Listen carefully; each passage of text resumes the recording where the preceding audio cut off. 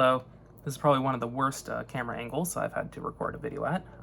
Basically, this is the next version of the HPA tank, and I don't have the HPA bottle filled up, so I'm just pumping this up with a bike pump, which means I can only do 1 or 2 shots at a time before it runs out of pressure, but it works.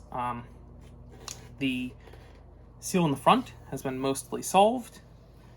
There's still a very, very, very tiny air leak. I can barely feel it with my finger. Very, very barely. And then the poppet, the back O-ring on the sliding piece in the middle there, which is the poppet.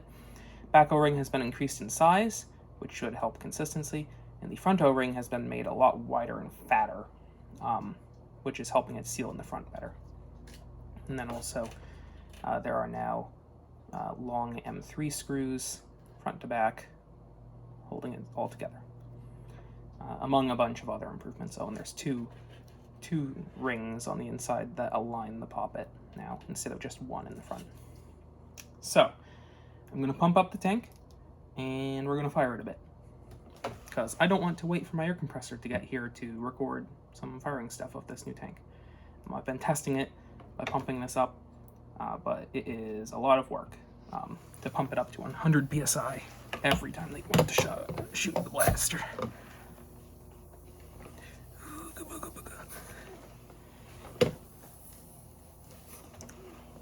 80, 100. Right.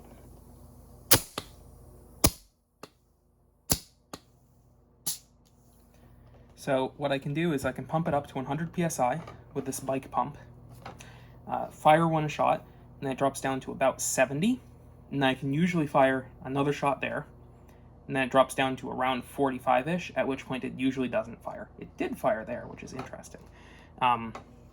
But this tank is designed to work at 100 psi, and it seems to be working at 70 psi, which is nice for FPS variability if you want it.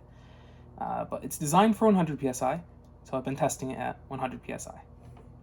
And any other shots that we get after that 100 psi shot is just a bonus. Also, this is a lot of work,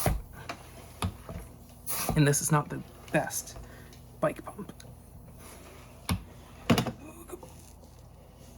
All right, 100 psi. Yep, there you can see it didn't fire at the 40 psi.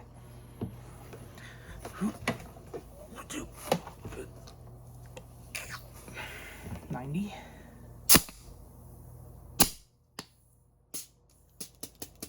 So it does work. In all of these instances of it not firing, is it at like half of its recommended PSI. So I'm counting this as a success, even though the testing methodology is a bit janky.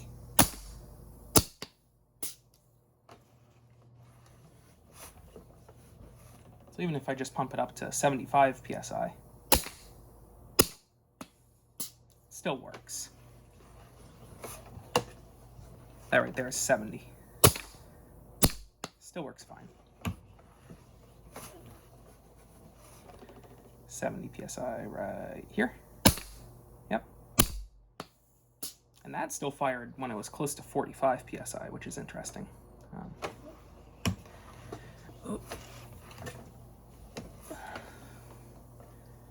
Alright, and back down to 70 psi. Still fired again at 45 psi, which is nice. That's a good thing. That means that it is tending to work at lower psi, which is nice. Still recommended that you use 100 psi in this current iteration. But yeah.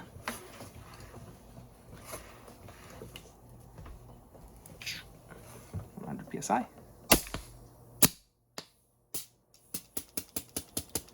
Awesome.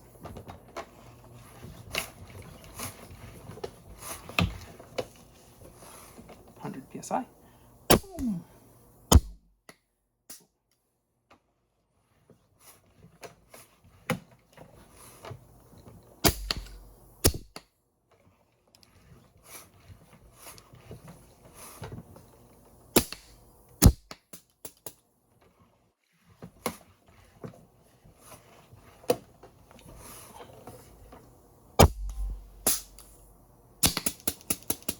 So yeah, that's the HPA core.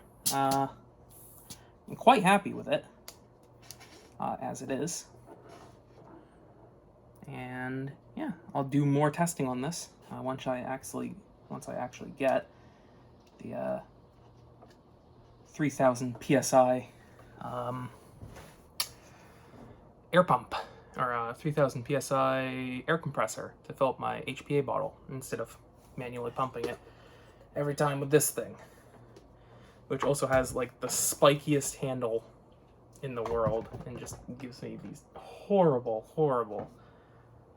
like bruises on my hand whenever I'm trying to pump it up, which is not great. So I'm not going to do much more testing with this thing right here because it's a pain in the butt and in the hands.